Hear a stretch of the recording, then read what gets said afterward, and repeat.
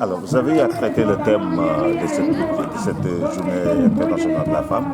Pouvez-vous nous faire la quintessence de ce thème? Donc, il faut dire que c'est un thème capital, vraiment qui va en ligne droite avec l'évolution du monde aujourd'hui. C'est l'autonomisation économique des femmes dans un monde en pleine évolution.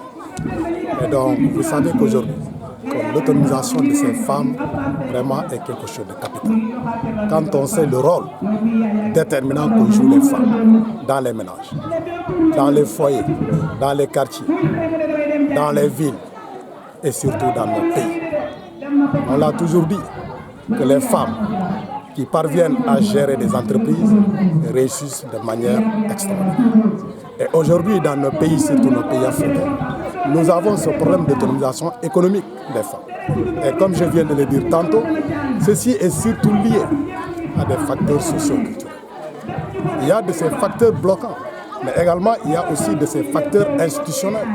Parce que tout simplement, il reste à donner ces moyens nécessaires pour que ces femmes puissent devenir des femmes autonomes sur le plan économique. Mais de prime abord, dans nos pays sous-développés, il faut aussi l'éducation des jeunes filles. Il faut l'instruction de ces jeunes filles. Il faut la formation, il faut l'encadrement, il faut le renforcement de capacités. La formation surtout professionnelle. Renforcer le pouvoir économique de ces femmes. On l'a fait dans beaucoup de domaines, dans le domaine de la santé, dans le domaine de l'éducation, mais dans d'autres domaines, ceci reste. Quand bien même nous savons que nous sommes des pays sous-développés, où la majeure partie de la population intervient dans l'agriculture, il faut nécessairement que cette autonomisation soit renforcée dans le secteur agricole.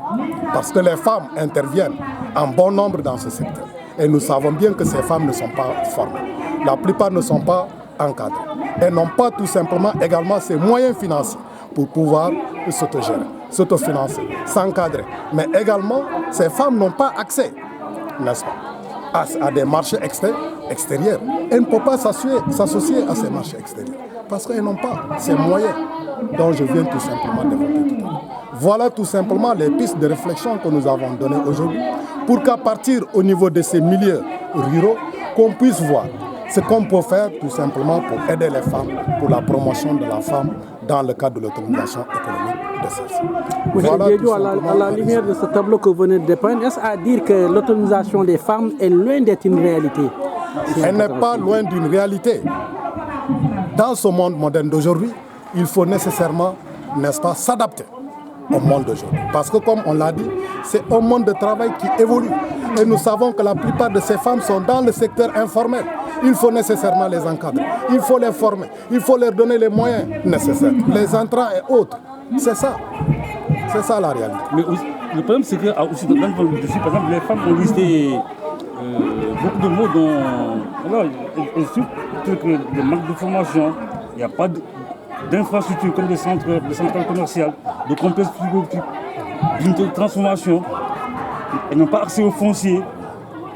Toutes ces choses-là, tous ces facteurs-là, pensez-vous que tous ces facteurs-là, tous ces manquements-là peuvent aujourd'hui conduire à l'autonomisation des femmes dans le dessus? Mais ce sont des facteurs bloquants. Mais c'est pourquoi nous devons travailler pour éradiquer tout simplement ces obstacles. En quoi faisant? Je crois que le gouvernement, à l'instar du président de la République, a pris une belle initiative. Parce qu'à l'issue tout simplement du référendum, il y a eu des conseils départementaux qui ont été mis sur place. Il faut qu'à partir, comme je l'ai dit, de ces conseils départementaux, que des gens puissent prendre des initiatives pour l'autonomisation économique de ces femmes. Parce que chaque département a ses réalités spécifiques. Ce qu'on peut faire à Dagané n'est pas forcément ce qu'on peut faire à Oussouye. Les réalités sont différentes. Et par conséquent, c'est le conseil départemental qui doit prendre ça en charge. Malgré le peu de moyens qu'ils reçoivent, ils doivent dégager, mettre en place des stratégies pour l'autonomisation des femmes. Mettre les moyens dont l'État leur accorde, une part pour les femmes, mais également à partir des partenariats, développer une stratégie pour l'autonomisation des femmes. Parce que comme je l'ai dit tantôt, une femme qui a un revenu, la plupart de ce revenu va pour le développement socio-économique de la famille. Et donc, plus la femme est épanouie, plus la famille est épanouie. Et par conséquent, on doit leur accorder ce privilège.